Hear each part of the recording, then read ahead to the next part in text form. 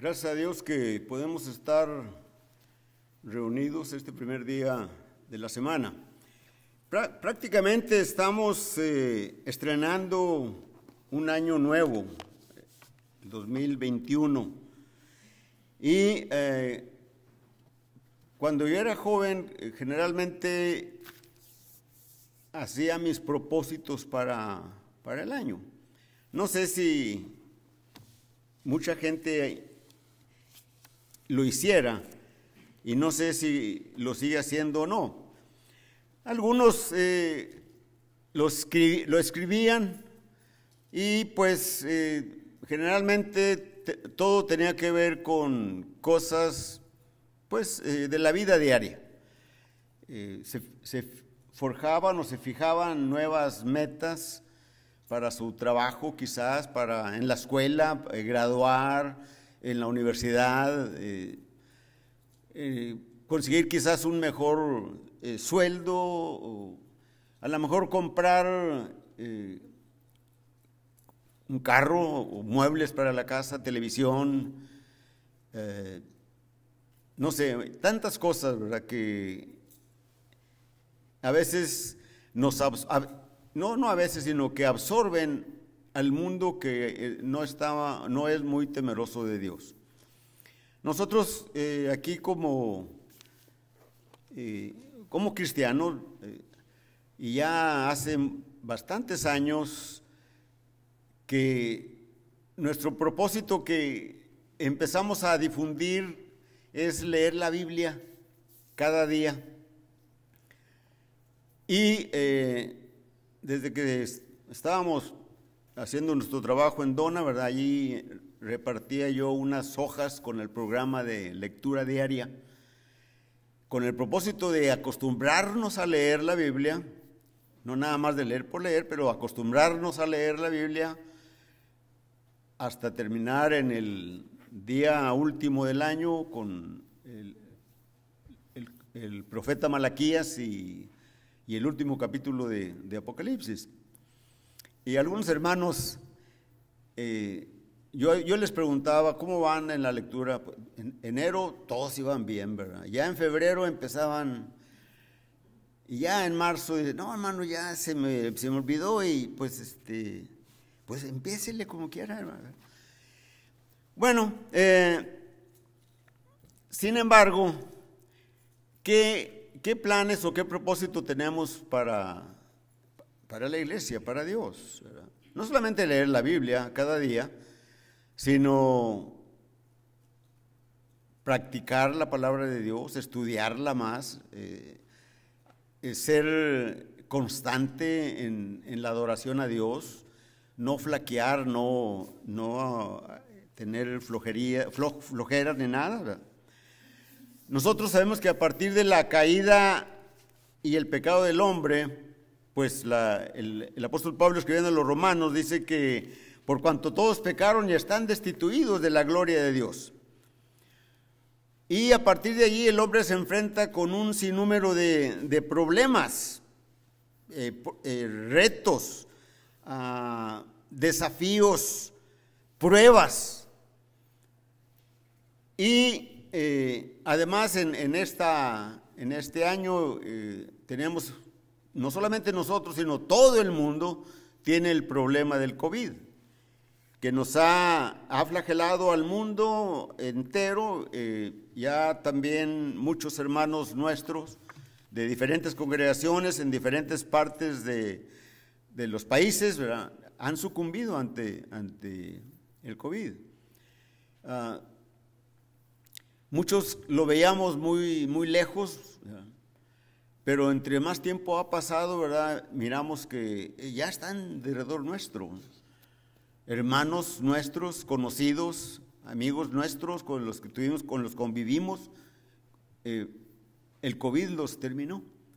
El hermano Nava, ¿verdad?, el papá de Armando, y muchos, ¿verdad?, y muchos. Así que, además de los problemas familiares, con el esposo, la esposa, los hijos, los problemas económicos, el problema de enfermedades, la muerte, nos hacemos una pregunta: ¿cómo enfrentar nuestros problemas? Y esto es para este 2021. En la última noche del Señor que pasó con los apóstoles, les dio las últimas enseñanzas, los últimos mandatos, los últimos mandamientos. Ellos habían comprendido, en cierta medida, no totalmente, lo que Cristo les había revelado de su persona, por lo que habían confesado su fe. En el Evangelio de Juan, en el capítulo 16 y versículo 30, dice, los apóstoles le dicen al maestro: ahora entendemos que sabes todas las cosas y no necesitas que nadie te pregunte. Por esto creemos que has salido de Dios. Y luego ya el Señor le responde, ¿verdad? Pero el versículo 33, el Señor les dice: estas cosas os he hablado para que en mí tengáis paz. Para que en mí tengáis paz. En el mundo, dice el Señor Jesucristo, tendréis aflicción, pero confiad, yo he vencido al mundo. La palabra aflicción se refiere a estar afligido, a tener molestias, sufrimientos, enfermedades, problemas familiares, accidentes, injusticias, muertes. En el mundo tendréis aflicción. Pero ¿qué nos dice el Señor? En el versículo 33 dice la Escritura: he aquí la hora viene. No, perdón, no es la cita que yo quiero leer.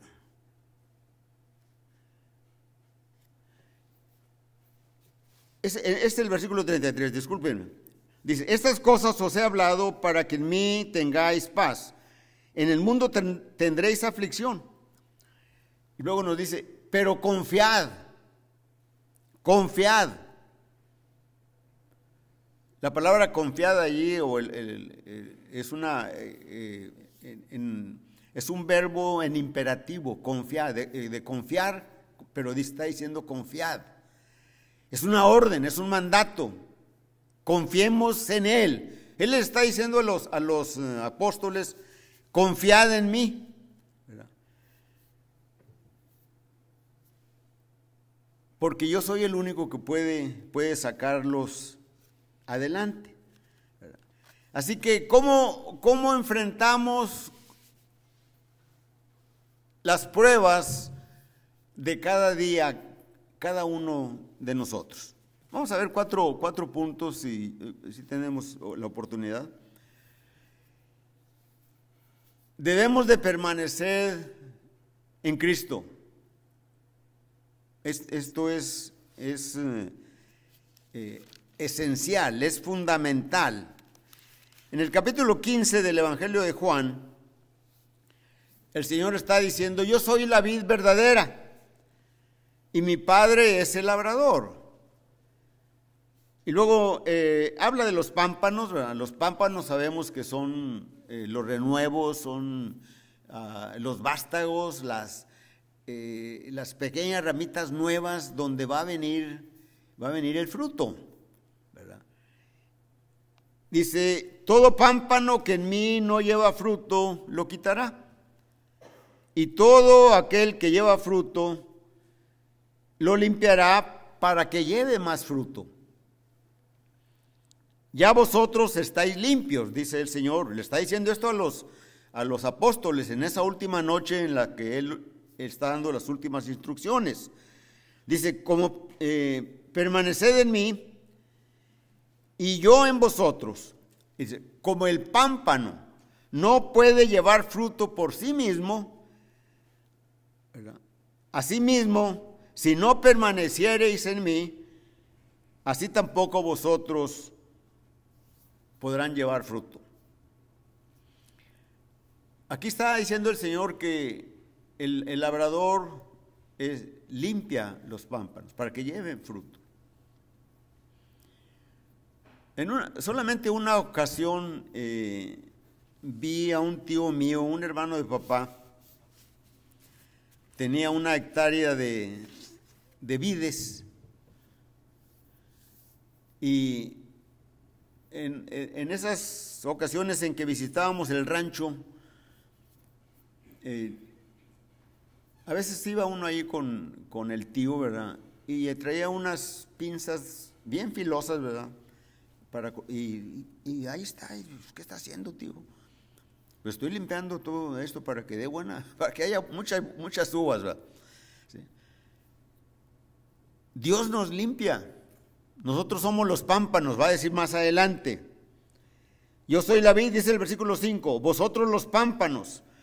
El que permanece en mí y yo en él, éste lleva mucho fruto, porque separado de mí nada podéis hacer. Cristo nos dice que confiemos en él. Confiad, es otro imperativo, es un mandamiento, no es una sugerencia del Señor, no es, si es posible, confíen. No, está diciendo, está mandándonos que confiemos en él, en toda nuestra vida, en todas las cosas. Nosotros como cristianos dependemos de él. Él es el que sustenta nuestra vida, nuestra espiritualidad. Solamente acercándonos a él, ¿verdad? Si estamos en Cristo, vamos a ir adelante. Pablo escribe a los Filipenses en el capítulo 4 y versículo 13 y dice, todo lo puedo en Cristo que me fortalece. Todo lo puedo en Cristo que me fortalece. Cuando se confía en Dios, todo lo que Dios hace de promesa, así va a ser.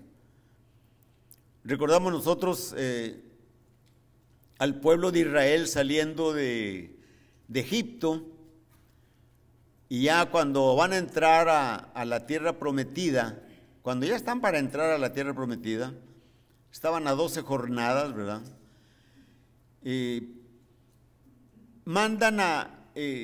Moisés manda 12 príncipes, que se les llama, a veces les llamamos espías o hombres que fueron a investigar la tierra, y fue un hombre de cada tribu, un príncipe por cada tribu, de las 12 que formaban el pueblo de Israel. Cuando regresan, después de 40 días, y traen los frutos de la tierra, y los muestran a todo el pueblo de Israel, a Moisés, a las autoridades, a los ancianos, ¿verdad? Y dicen, ciertamente la tierra que hemos investigado, que hemos recorrido, es una tierra que fluye leche y miel. Eso lo encontramos allá en Números, el capítulo 14, y desde el capítulo 13 también, ¿verdad? Y luego están diciendo, y aquí están los frutos, la prueba de ello, ¿verdad? Pero, el pero que nunca falta, ¿verdad? Ellos dicen, las ciudades son amuralladas, hay gigantes, y empiezan a que el pueblo se desmoralice. Y si no podemos tomar esta tierra, no podemos. Y solamente 2 de los 12 que habían ido, uno de ellos es Josué y otro es Caleb, uno de la tribu de Judá y otro de la tribu de Efraín. dicen, no, pues sí podemos, y empiezan allí a decirles, ¿verdad? Y dicen, con nosotros está Jehová, dice Caleb y Josué, con nosotros está Jehová.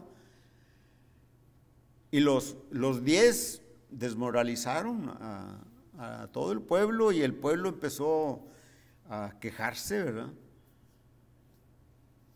Y hablaban incluso de apedrear a Josué y a Caleb, ¿verdad?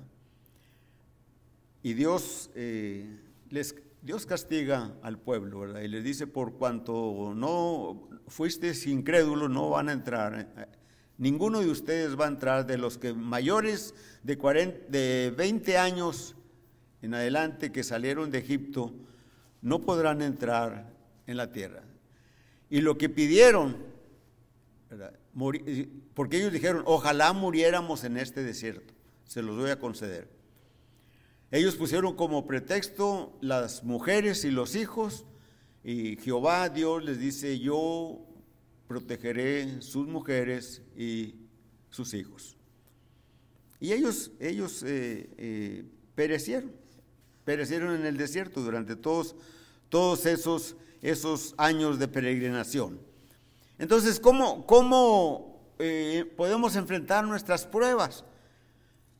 Permaneciendo en Cristo, creyendo todas las promesas que Dios nos ha hecho. Todo lo que Dios nos ha prometido. ¿Cómo más podremos enfrentar los retos de nuestra vida? Una manera es ejercitando la fe en esas pruebas que tenemos cada día.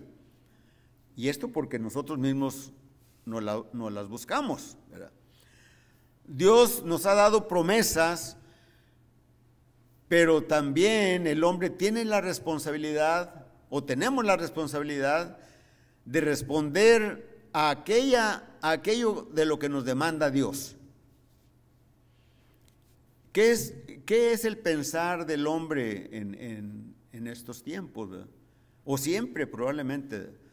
Es el poder, es la riqueza, es ser más que los demás, ¿verdad?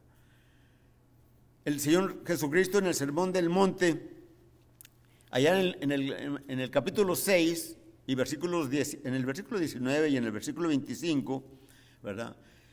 En el versículo 19, no os hagáis tesoros en la tierra, y les da las razones por las que no deben de hacer tesoros. Luego en el versículo 25 les dice, no os afanéis por vuestra vida, qué habéis de comer, qué habéis de beber, qué habéis de vestir. La vida es más, el cuerpo es más que la vida. Y en el versículo 33 de ese Sermón del Monte, en el capítulo 6 de Mateo, dice, buscad primeramente el reino de Dios y su justicia, y todas estas cosas os serán añadidas. Buscad primeramente el reino de Dios, ¿sí? Y luego dice, y su justicia. ¿Cuál es la justicia? La justicia de Dios. La justicia de Dios es que el hombre, que los discípulos, que el cristiano practiquen, pongan en práctica la ley de Dios. Esa es la justicia de Dios. Toda la palabra de Dios se debe de realizar. No vamos a hablar ahorita a profundizarnos en todo esto, porque serían muchos diferentes temas, ¿verdad? Pero debemos de confiar en las promesas de Dios, hacer nuestra parte, y Dios va a dar la bendición. Cuando el pueblo en el desierto decían que vamos a comer y etcétera, ¿verdad? Entonces Dios les envió el maná. Digo, yo los voy a alimentar. Dios les dio el maná. ¿Cuál era la responsabilidad del pueblo de Israel? salir de su tienda a recogerlo. El maná no iba a entrar dentro de sus habitaciones. Ellos tenían que salir para poder alimentarse.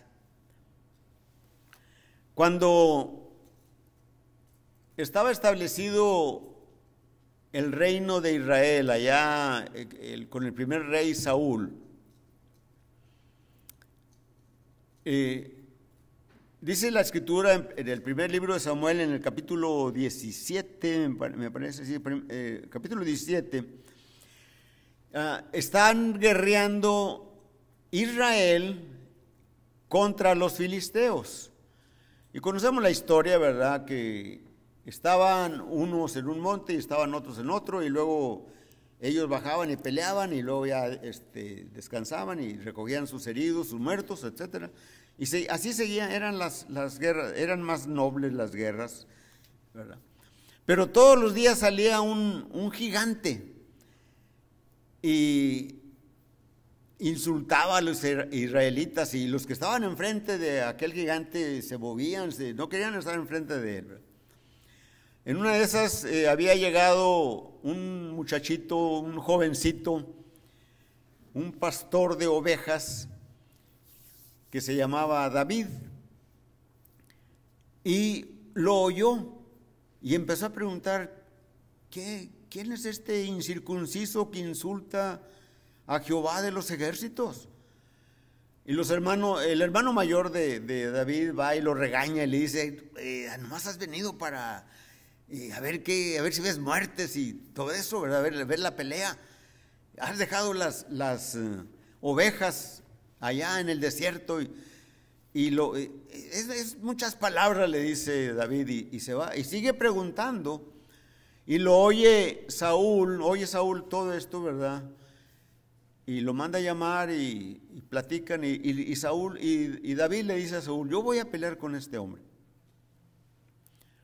Y pues Saúl dice: ¿cómo? Si él es un soldado de profesión y tú eres un muchachito, un jovencito, un niño muy, pues todavía no estás acostumbrado a esto.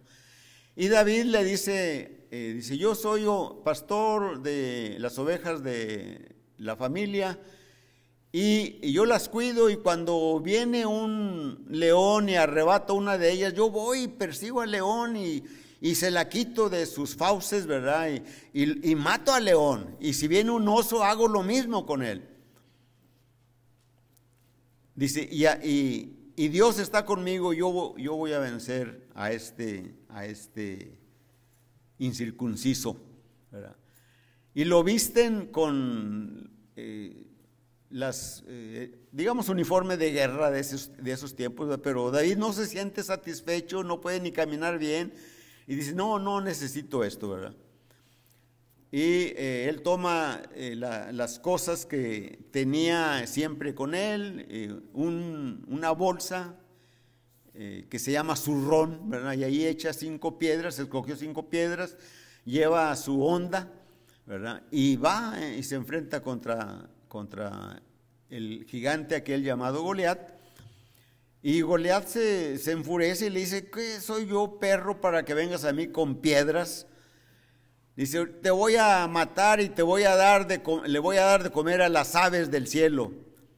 Y en el versículo 45, David le dice: tú vienes a mí con espada y lanza y jabalina, mas yo vengo a ti en el nombre de Jehová de los ejércitos, el Dios de los escuadrones de Israel, a quien tú has provocado. Y Jehová Dios me entregará tu vida, cortaré tu cabeza. Y el gigante empieza a correr, preparando, yo creo que la lanza o la jabalina, ¿verdad? Y David saca una piedra, la pone en la honda y le tira, ¿verdad? La piedra se le clavó en la frente y se cae, ¿verdad? David le quita la espada y le corta la cabeza.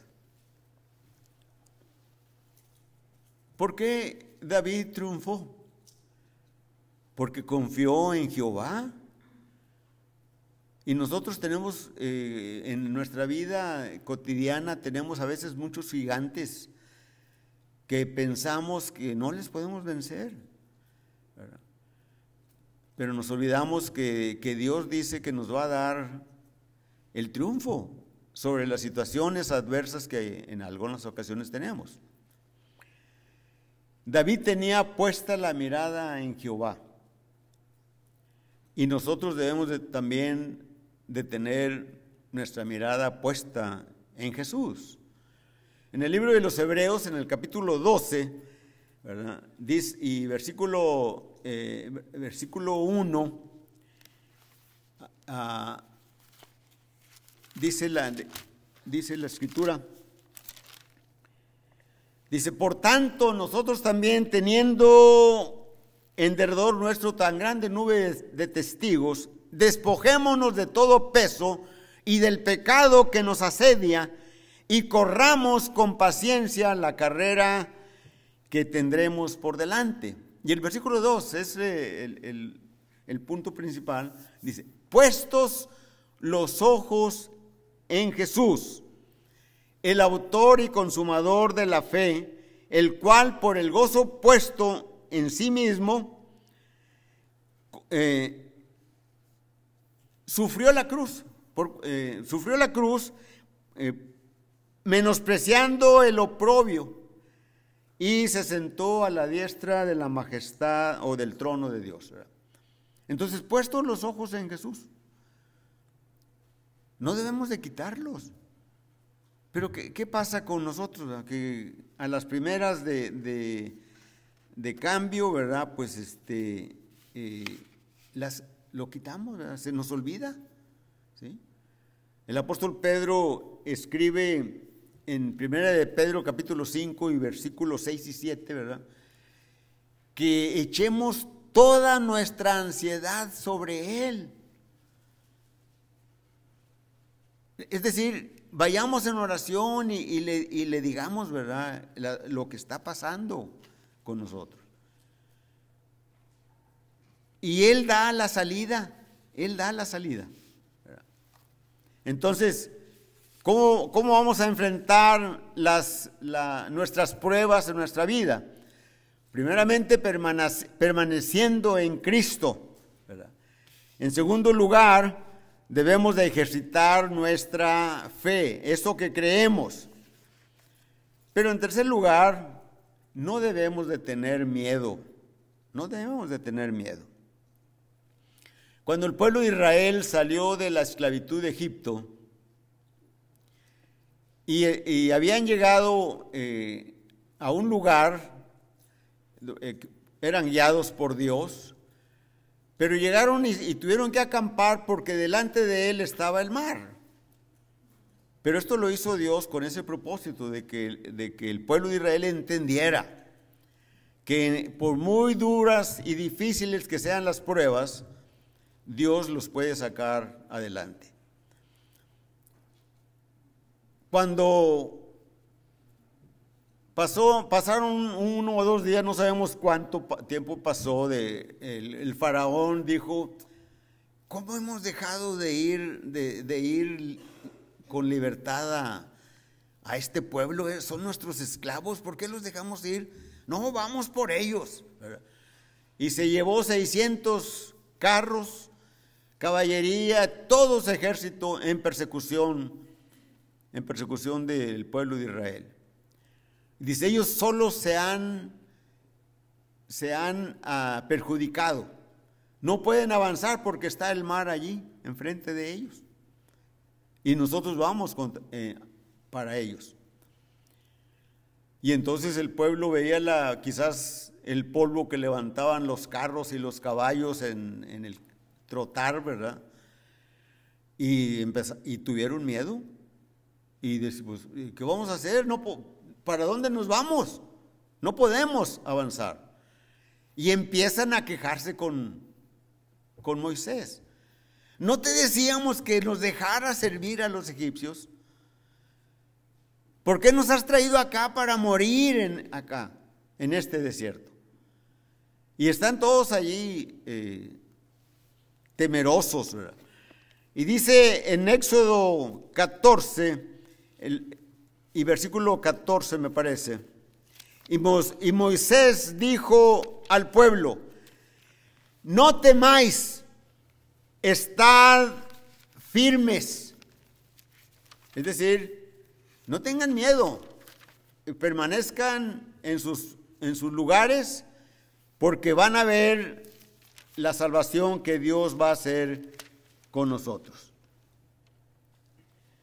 Y en el versículo 13 es donde dice: no temáis, estad firmes y ved la salvación que Jehová hace hoy con vosotros, porque estos egipcios que habéis visto ya nunca más los volveréis a ver. En el versículo 15, entonces Jehová dijo a Moisés: ¿por qué clamas a mí?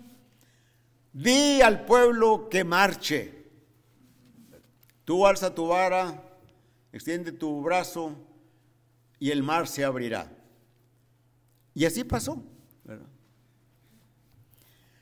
Pero se fijan ustedes que siempre en derredor nuestro va a haber personas, incluso en la misma familia, ¿verdad? No necesariamente que no sean familiares, pero va a haber personas que son negativas. No podemos, no. No, no tengo medios. ¿Cómo voy a hacer esto? No. Eso que lo haga el predicador, eso que lo haga el hermano que da la clase, el hermano Wally que lo haga Toño, que lo haga el hermano Chávez. Y así sucesivamente. Pero hay personas que están siempre tratando son quejumbrosas, ¿verdad? Y contagian a los que están en derredor. Así como contagiaron los 10 al pueblo. No podremos entrar a esa tierra porque hay gigantes, las ciudades son amuralladas. Y todos dijeron: no podremos.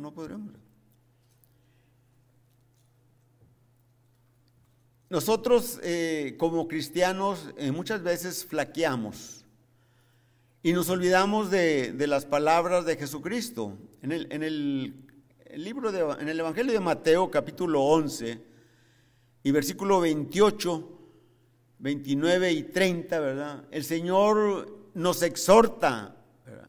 Y nos está mandando. Hay un imperativo también ahí, un verbo imperativo. Venid, dice. Venid a mí, todos los que estéis trabajados y cargados, que yo os haré descansar. Llevad mi yugo y aprended de mí, que soy manso y humilde de corazón, y hallaréis descanso para vuestras almas. Así, más o menos así dice nuestro Señor Jesucristo, ¿verdad? Tenemos que ir a Jesucristo. Él nos manda que vayamos a Él. Ya lo vimos allí en la primera carta de Pedro, capítulo 5, versículos 6 y 7, ¿verdad? Donde el apóstol Pedro le está diciendo a la iglesia allá en la dispersión, ¿verdad? Echen todas vuestras ansiedades, todos vuestros problemas, todas vuestras inquietudes, sus temores, sus miedos, échenlos en Jesús, en Cristo, y Él les va a dar la salida. Pero que dice: no, estoy enfermo, a lo mejor tengo cáncer, no puedo hacer eso, no, es muy difícil para mí. Venid a mí, dice el Señor, venid a mí, todos los que estéis trabajados y cargados. El pueblo de Israel, ¿cómo? Ahí está el ejército, nos va a matar a todos. Marchen, les dice Dios que les diga a Moisés: marchen. Tenemos que venir a Jesús, tenemos que venir a Cristo en nuestras oraciones. Él va a dar la salida. Aunque haya personas que influyen, personas negativas que influyen, No las podemos quitar de nosotros, porque a lo mejor son nuestros familiares, son nuestros amigos, son nuestros hermanos en Cristo. No los podemos quitar. Dijo una persona, el hombre no puede evitar que los pájaros anden a veces volando arriba de uno. No lo pueden evitar. Y no vueles arriba de mí. Si les decimos, pues los pájaros, ¿verdad? Van a seguir volando. Pero lo que sí podemos hacer, dice un hombre, ¿verdad? No me acuerdo dónde lo oí, digo, pero lo que sí podemos evitar es que los pájaros hagan nidos en nuestras cabezas. Eso sí lo podemos evitar. Entonces no podemos, aunque tengamos personas negativas en nuestro derredor, podemos hacer a un lado esas cosas negativas porque confiamos en Cristo. Venid a mí. Debemos de tener como último punto la actitud de Josué. Cuando leemos allí lo de Josué, en el capítulo 1, ¿verdad? Y versículos 1, desde el 1 en delante, ¿verdad? Dice, ya Moisés había muerto y ya le habían dado el cargo a Josué, ¿verdad? Y en el versículo, miren, voy a leer así rápido. Mi siervo Moisés ha muerto. Ahora pues, le está diciendo Dios a Josué, levántate y pasa este Jordán, tú y todo este pueblo, a la tierra que yo les doy. No está diciendo Jehová Dios, a la tierra, a ver si la pueden conquistar, a ver qué pueden conquistar de esa tierra. No, él está diciendo, a la tierra que yo les doy. Lo da por hecho. Lo da por hecho. Crucen el Jordán y conquisten la tierra. Yo se las doy. En el versículo dice, yo os he entregado, como le había dicho a Moisés, todo lugar que pisare la planta de vuestro pie. Y les dice los límites, ¿verdad? En el versículo 5, miren qué promesa, qué palabras tan alentadoras para Josué. Nadie te podrá hacer frente en todos los días de tu vida. Como estuve con Moisés, estaré contigo. No te dejaré ni te desampararé. Caray, si Dios con nosotros, ¿quién contra nosotros? No nos va a dejar, no nos va a desamparar. Aunque pareciera que todo está en contra nuestra, que está saliendo mal, que perdimos algunas posesiones, se enfermaron familiares nuestros, mi esposo, mi esposa, mis hijos, mis hermanos, murieron. Y dice Dios, no te voy a dejar ni te voy a desamparar. ¿Por qué? Porque sabemos que el Señor ha ido a preparar un lugar mejor para nosotros, y lo único que tenemos que hacer aquí es hacer la obra que debemos de hacer, ser responsables en las promesas que Dios nos ha dado y haciendo lo que Él demanda de nosotros, cumplir su justicia. Versículo 6, esfuérzate y sé valiente, porque tú repartirás a este pueblo por heredad la tierra de la cual juré a sus padres que yo daría a ellos. En el versículo 9, ¿verdad? Otra vez leemos, mira que te mando que te esfuerces y seas valiente. No temas ni desmayes, porque Jehová tu Dios estará contigo en donde quiera que vayas, estará contigo. Pero el versículo 7 es mucho más interesante que los demás, y lo estoy dejando aquí para leerlo, para que miremos lo que Dios le está diciendo a Josué: solamente esfuérzate. O sea, lo que Jesucristo le dijo a los apóstoles: confiad, yo he vencido al mundo. En el mundo tendréis aflicción, pero confiad, yo he vencido al mundo. Y aquí Dios le está diciendo a Josué: solamente esfuérzate. Eso es lo que significa esforzarse, es lo que significa confiar. Esfuérzate y sé muy valiente. Dice: para cuidar de hacer conforme a toda la ley. Hacer toda la ley es la justicia de Dios. Lo que leímos en Mateo 6:33: buscad el reino de Dios y su justicia. Cumplir la palabra de Dios. Dice: hacer conforme a toda la ley que mi siervo Moisés te mandó. No te apartes de ella, ni a diestra ni a siniestra, para que seas prosperado en todas las cosas que emprendas. ¿Qué más queremos? Dios nos ha dado la oportunidad de ser hechos hijos de Él. Nos dio la potestad de ser hechos hijos de Él porque creímos en Él. Dice el Evangelio de Juan capítulo 1 y versículo 11 y 12: a lo suyo vino y los suyos no le recibieron. Mas a los que le recibieron, versículo 12, les dio potestad de ser hechos hijos de Dios. Nosotros somos hijos de Dios porque creímos en Jesucristo, tuvimos fe en Él, nos arrepentimos, confesamos que Jesucristo vino a este mundo para morir por el hombre, por los pecados del hombre. Lo confesamos, nos bautizamos, morimos al pecado, fuimos sepultados en las aguas del bautismo y salimos a vida nueva. Es lo que el hombre debe de hacer y tiene estas,